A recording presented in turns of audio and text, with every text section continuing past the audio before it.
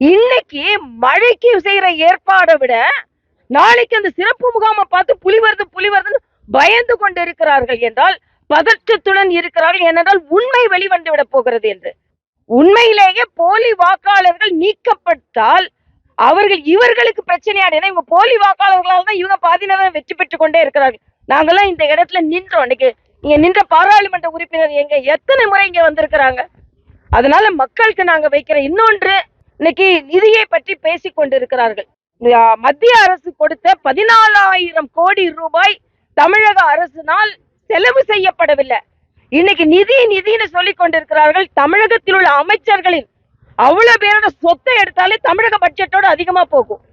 எப்படி உங்களுக்கு எல்லாம் இவ்வளவு சொத்து வந்தது? 7 அமைச்சர்கள் மீது ஊழல் குற்றச்சாட்டு இருக்கிறது. இன்னைக்கு இவங்கள எப்படி சம்பாதிச்சாங்க? இவங்க அது கொண்டு இன்னைக்கு ஒரே ஒரு விஷயம், நீங்க நம்ம பள்ளிக்கரணை சதுப்பு நிலம், இந்த பள்ளிக்கரணை சதுப்பு நிலத்தை 2,000 கோடி ரூபாய்க்கு ஒரு தனியாருக்கு ஒப்பந்தம் கொடுத்திருக்கிறார்கள். இதை எப்படி நீங்க அனுமதிச்சீங்க? எல்லா இடத்திலும் ஊழல். ஆக அந்த பள்ளிக்கரணையில தனியார் நிலம் அங்க ஆக்கிரமிப்பு செய்திருப்பதால் அந்த பகுதி மக்கள் துன்பப்பட்டு கொண்டு இருக்கிறார்கள். அதனால ஸ்டாலின் அரசு இதுக்கு பதில் சொல்லி ஆக வேண்டும். ஏதோ சும்மா காலையில இருந்து சாயந்தரம் வரைக்கும் டிராமா போட்டுட்டு இருந்தா முடியாது.